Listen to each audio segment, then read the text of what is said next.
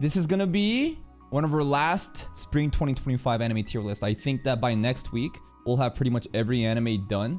There's some series that's going to obviously like continue, like Witch Watch and To Be Hero X. There's some series that's going to have like a gap. Some series are going to finish next week. Some series have already finished this week. So this will be like probably like my last weekly rating, and then next week I'll do like a final overall rating, even though some shows aren't finished. Okay. Atelier Meister finale episode. I would actually say it was a great episode. Rare. Very rare. I don't think this has gotten a rating higher than good. It was a funny episode. It truly was. The bread scene coming out, the stale bread that saved Hildegard, the demon that's literally a fucking roach, Kurt being apparently like an ancient, like 1200-year-old monster. Like, what the hell's going on? It was a fun final conclusion. My overall like feelings towards this anime still is it's mid, right? I think that the highest rating I could give this is like a 6 out of 10. But the finale episode, it was a fun time. It concluded well, and that's pretty much it. Boy-girl friendship, fuck this anime, bro. It just pisses me off. I despise every single character except the big brother. Every one of them is an actual retard. I don't care if there is logic behind why they behave like that. My point is, the logic is retarded. None of these characters are, like, they make sense to me. It's written in the most annoying fucking way possible. I hate this author. I hate this anime. Garbage ass fucking anime. Straight up. I hate this shit. What a stupid ass conclusion. The implied, like, getting together. They're such cowards, they can't even fucking confirm it, bro. This girl is just a straight up cuck.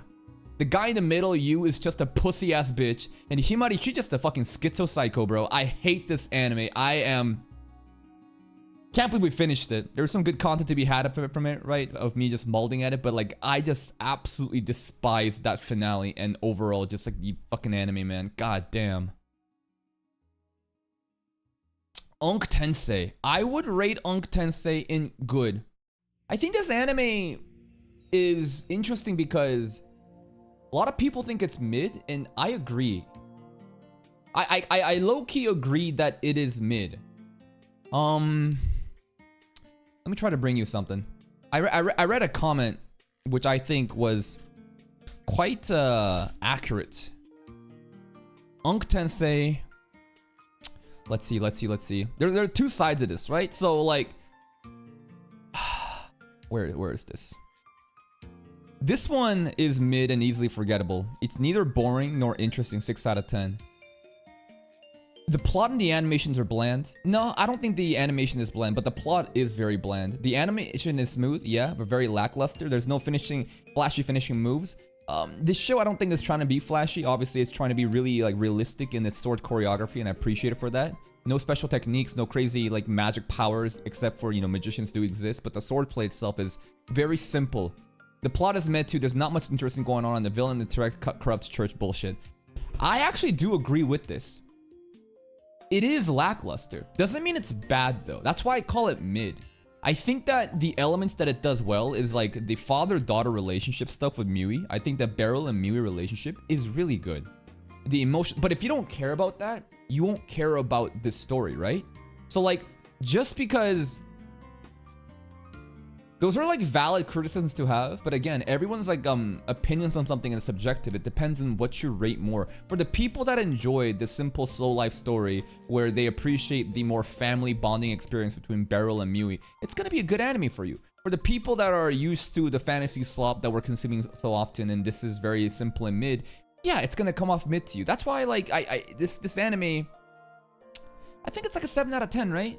It's already concluded. The finale was very simple. The fight again is it's clean, but it's very simple. The overall plot pretty bland, but I don't think the goal of this show is to be flashy. So this show, I think, had a good finale. The overall rating probably is close to like a 6.5 to 7 out of 10 the more I think about it, but that's where I'm staying with it. Yami Healer. Yami Healer also concluded. The finale was, it was good. You know what? It's kind of crazy to put that Atelier Meister up here. Let's put this down here. I would say Yami Healer was good. Yeah, it had a good ending. Kind of like hints at what's gonna happen in the future, right? We're not done yet. They're still doing foreshadowing with like who really was Afraid, and then it's like, oh shit, it's that guy, you know, that we met in the previous arc. The Royal Order Academy like arc was nice. It had a decent plot twist with, you know, obviously Becker, like Professor Becker being the sus guy who was indeed out for vengeance. The way that Zenos just kind of heals everybody is also really based. I love how like people are talking about this like moral dilemma of, are people's lives weighted equally? If I had a bunch of coins in the ground and I dropped them, which one would you pick up? And Zenos is like, I'm just gonna pick all of them up. I'm kind of sad that we didn't get a cuckoo to finish it with Carmilla, but it's a wholesome ending. I loved it, and even like Lily calling Croissant big bro at the end was pretty cute. Just solid ending. I think this show again is another like 7 to like a 7.5 out of 10. It's kind of over there. MHA Vigilante? Dude, the Sakuga moment was kind of crazy, dude. Yo. Knuckle Duster coming out of the fucking darkness and the soundtrack going blah blah blah. And he's got the weapons out, ready to fucking just fight a middle school girl, which is his daughter, man. God, the Sakuga moment for Knuckle Duster is just insanely good to me, man. It's so stupid hype. I loved it. It's like this day drunk, you know, alcoholic, you know, fucking wasted ass deadbeat dad. He just has such cool moments in recently, man. The preparations for the festival, I'm like, meh, whatever, right? Pop stuff, dancing around, blah blah blah, just set up for the festival. I don't really care. But the Knuckle Duster versus Queen Bee stuff, I was just locked the fuck in. I love the camera work. I love the like the movement, right? The jumping around from Queen Bee, and like even the acrobatic like parkours from both Queen Bee and Knuckle Duster. And again, Knuckle Duster just like pulling up with those weapons. It's just, and like, there's also like a comedic part of it of like, that's the dad, bro. And he brought out the taser guns, and he's like, I brought out the taser guns because, you know, fists are gonna hurt my child, so I'm going easy on you. And I'm like, are you fucking listening to yourself? It's gonna happen for 2 more weeks, right? We have 1 more episode today, but that's the penultimate episode, so we'll have to wait until next week to actually conclude it. But overall rating for this anime, I think, is 8 out of 10, man. I think that this is 8 out of 10 anime, right? I think it is. We'll see. Next up, Shunji Family. What the fuck happened? Nothing. Well, no, not nothing. Kind of mid though. Kind of mid though, right? Like, so no dedicated character arc. We're just kind of getting a bit of each and everybody. Bro bit Minami's ass in the garden. Minami's trying really hard. Oka's like kind of also flirted with him really hard in the bathhouse, right? Banri fan service as usual. Pretty much that. They're kind of setting up for... There was Shion's little plot thread, right? Of like trying to meet his old parents, but the episode itself, it was like, I guess it was just okay. It was just mid-enjoyable. Human trafficking, that's right. The dad is a human trafficker. We finally figured out where the dad is getting his money from, bro. And it is the human trafficking. Yep, this is not a schizo theory at all. Next up, what do we got? Evil Lord Isekai. I would say Evil Lord Isekai actually had a great ending, bro. Man, like, this is why I watch Evil Lord Isekai. Not for the intergalactic space fights.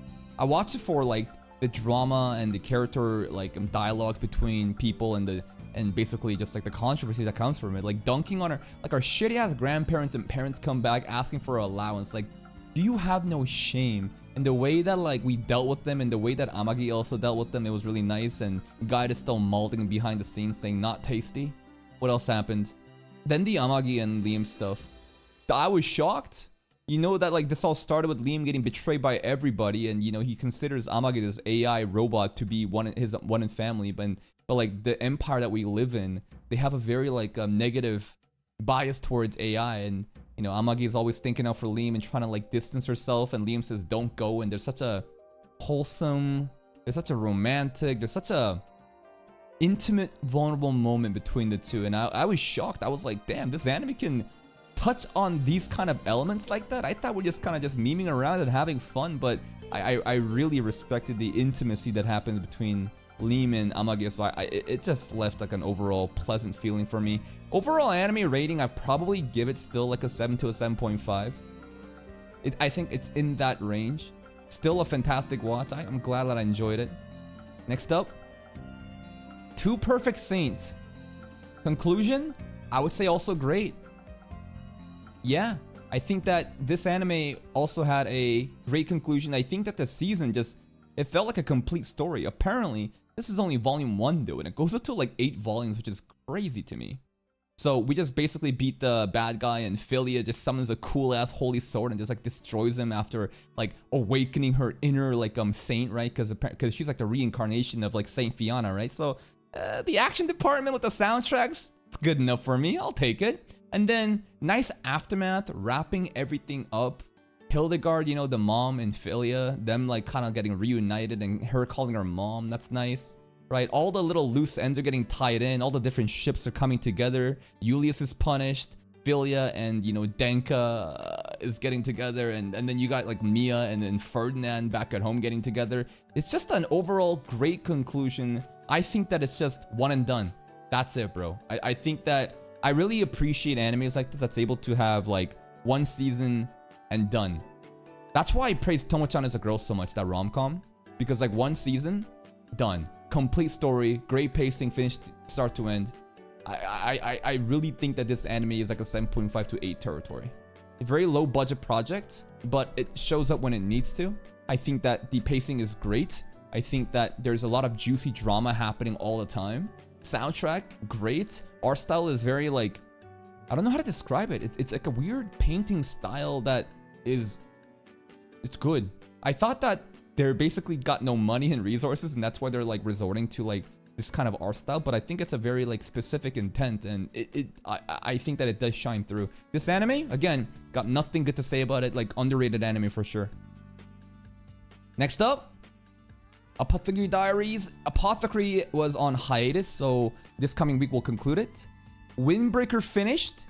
Windbreaker also great episode. Windbreaker straight up great episode. Bro, this shit, like, the lore. Because, like, I'm like, what are we gonna do before season 3? We're gonna hype this shit up. So, Endo Yamato that pulled up. Oh, there's 2 more weeks of no Apothecary? Wait. There's still 2 more weeks of Apothecary? Okay. So, it's coming back this week, but it's gonna not conclude this week. Got it. Windbreaker, it was, the way that they hyped up Endo Yamato, and then boom, who shows up? This other dude, this Tokichi guy, and apparently he's the strongest of the strongest. So I'm like, bro, the power scaling getting crazy. Another ore farmer's dropped in, and obviously they're foreshadowing and setting up for season 3, which I think is just gonna be just super hype. Love the backstory of like what happened in the past and how Umemiya wasn't able to even beat this Tokichi guy, let alone even fight Endo. So you can imagine what's gonna happen in the future. Sakura, what happened with him? He's kind of listening to the story and saying, I'm not going to be beaten by them. It's just basically that, hyping up the aura farmers and then actually seeing them at the end too. Kind of crazy that bro just like pulled up on it with the... He just put like a bunch of bodies on the ground and put a firework on their mouth and said, oh, I like it because it's, you know, higher up. I'm not sure what the logic is there. Apparently the voice actor too is Erwin and Levi from Attack on Titan, aka Saiki and Nendo from Disastrous Life of Saiki. This shit was funny to me, man. Anyways, fantastic ending. I think that this anime is an 8 to an 8.5 out of 10. Cloverworks anime quality, you just know it's gonna be good, right? Cloverworks, obviously, sister company of A1 Pictures, I think. Those two, like, if you hear their name, you know there's gonna be quality there, and be very excited for Bunny Girls. Bunny Girl Senpai also is Cloverworks, I think. There is the Flagrance of a Flower rom-com, as well as Dress Up Darling coming in. So Cloverworks ain't done yet. They're gonna be pumping out even more, you know, amazing animes, and I think that they truly do shine with the rom-coms. They just understand rom-coms and character actings, the expressions, man. It's just so good. It's so lively. Unfortunate that a lot of people dropped this shit after the Keel arc due to the whole like Tsubaki arc and talking about feelings and, you know, gender dysphoria. So it's a concept that a lot of people just don't like. So Womp womp. But hey, I finished it. I'm glad that, you know, people stuck around, a core audience at least, and watched this shit with me. Next up, we got Ninkoro. Most recent episode, I'll say was a good episode. Right? I think it was a good episode overall. I just really don't like Konoha at all, man. The more I watch this, the more I realize how much I despise Konoha as a character.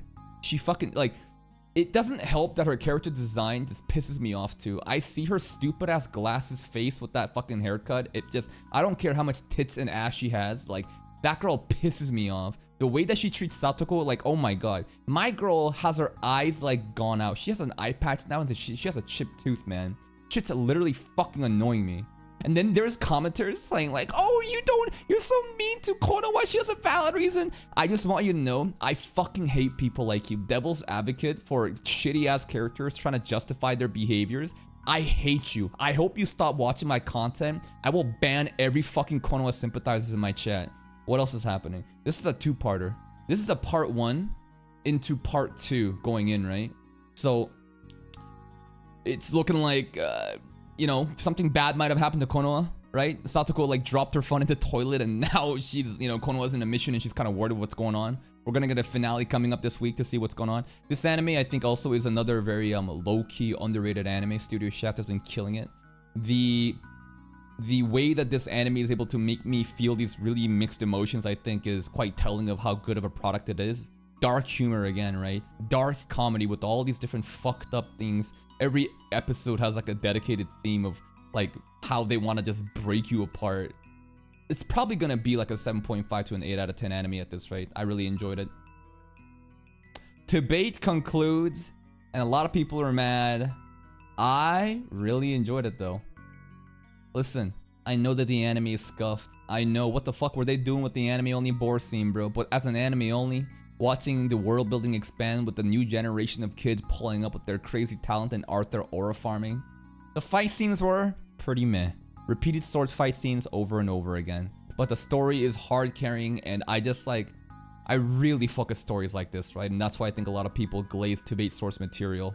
Now, Season 2, aka Core 2, has already been confirmed. I think that this has been a thing before Season 1 even happened, so like, don't get it twisted. This isn't like happening because of the success. But then again, I hear domestically it is actually succeeding, right? Because Japan will just eat this shit up. Anyways, debate is, that's a hot one, right? That's definitely a hot one. So many people watch these tier lists and see how high I rate debate and they just fucking crash out. Because they don't really listen to what I'm saying. As an anime only, I do think that it is very entertaining, no matter how dog shit it is. Honestly, the fact that it's like dog shit animation makes it even funnier to watch sometimes, because like it's like, how do I explain it? It's so bad that it's good, basically that. But for a legendary show that gets compared to Mushoku Tensei, it shouldn't be, you know, treated like this. Womp womp. I'm trying to make a good, you know, I'm trying to make a good out of a bad situation. Next up, Witch Watch. Witch Watch finale, also great. I really enjoyed it, man. The fight scenes, oh my goodness, the smearing was going crazy. Moi versus, you know, Keigo, the plot twist, I loved it. What else happened? Kanchan and Nico handling it down with Nemu as well. The lore expanding more, that the Warlock is not the final boss, right? What else happened? The wholesome conclusion that Keigo wasn't betraying his friends, you know, to figure skate again. No, that's a stupid ass idea. I was like, what is he doing this for? His mom's a paraplegic, man. And that's why we were doing all this. I love the ending conclusion that now Keigo has moved in. Our house is basically a frat house, man. Straight up, everyone's just moving in. When is Nemu gonna move in next? Now, it's not, you know, ending anytime soon. It's going 26 episodes, so I feel like Core 1 has finished. So it's gonna go right into summer 2025. The viewership of this series is pretty scuffed, not gonna lie. Are people still watching this? Are people still watching this? Witch Watch. Let's look at it. It's doing okay. It's barely hanging by. It's good enough to hang. It's okay. All right. It's not, you know, ideal, but I'm still watching it along. It's kind of unfortunate that not a lot of people are talking about this show as much. But womp womp, man. Next up, we got To Be Hero X. Of course it goes to peak. Of course it does. Now, here is a hot take from me. When I was watching the Sakuga fight scenes, something felt off. And I don't know why. I then reminded myself of that one JC staff director criticizing the animator of Supercube and saying that there's a lot of shit going on, but no soul. What the fuck do I know about production value? But when I was watching the fight scenes, a part of me felt like, is this too much? Am I just nitpicking? It was a super hype fight, but in the back of my mind, there was this subconscious whispering to me telling me, something about this is kinda weird. You know what I mean? I don't know how to describe this feeling. Absolutely, it is a dummy hype fight.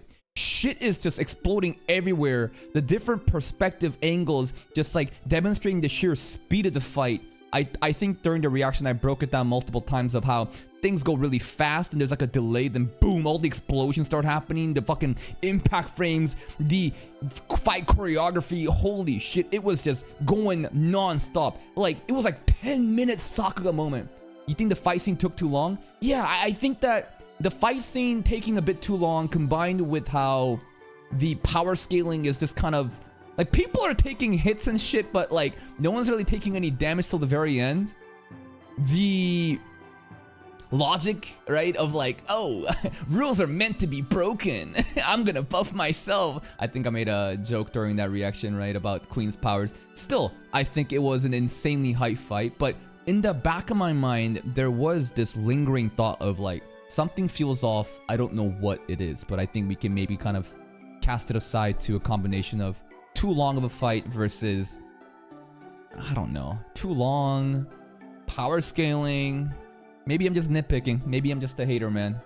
The subtitles, yeah, the Chinese dubbing apparently did have all the different voice acting scenes, but for whatever reason, the Japanese, you know, voice acting, there were times where subs were shown, but they weren't voice acting, and sometimes they were voice acting, but subs weren't shown. Whatever, it's not that big of a deal. I still found it a super hype fight scene. I think that more than Queen, I like Boa more, right? Yeah. Oh yeah, I think that Lucky Xian fight was meh. I really think that this is the best fight of To Be Hero X for sure. The fight choreography again was just super crazy. But more so than Queen, I like Boa more. Like, the way that Boa was comboing was crazy. Because Queen just kind of just like floats around and shoots a beam and uses her spear. But Boa's like got this heavy ass axe and every attack is so impactful. And she's like bouncing and jumping and connecting the combos and doing drop kicks and doing crazy shit. And then her axe also like extends and like she can counter the zone by having like this extension go out. And then later on, the axe becomes like two small axes and she's dual wielding. And holy fuck, bro. Like, Boa was the reason why I think the hype was truly hype for me. Now, other than the fight scenes, the overall story, something crazy was happening at the end. Johnny's like popping off, but then we're not gonna get like a Johnny arc. We are gonna get Lolly arc, so I don't know what's going on with there. There's also a really interesting scene where DOS is analyzing what's going on with X and other people. Rek was there, Uncle Rock was there, right? And then there was also this mysterious figure beside Uncle Rock and X. Some sort of like demon goddess person looking thing. I don't know. I'm just trying to make sense of what it was. Question mark. We don't know the ability. I don't know, man. It's kind of hyping us up for the future though. Yeah, the demon baddie, the monster thing, man. And finally, Uma Musume to the top, baby. It was kind of like a setup episode for sure, right? It was kind of like we obviously have one more episode, and the entire episode was basically framing Tamamo as the main character, right?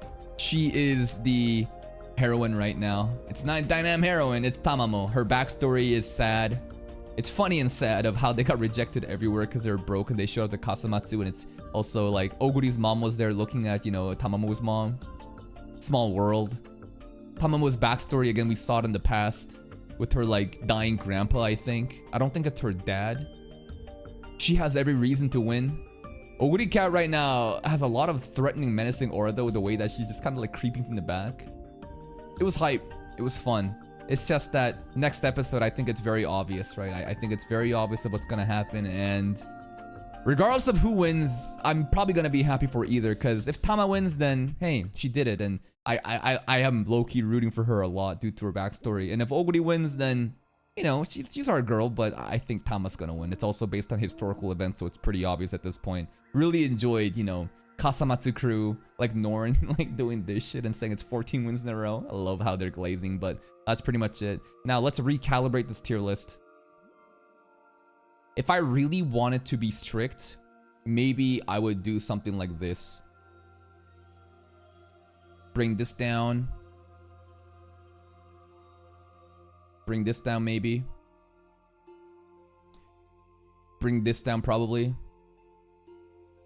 If I really want to be strict on this, and maybe 2 Perfect Saint, you know, doesn't match the production value of these 3, so therefore it's going to be brought down like this. So this is like a recalibration of just, if I really wanted to rate it harshly, this is how I would put it. But overall, I think that, you know, the rating before this is good enough. Anyways, that's pretty much it.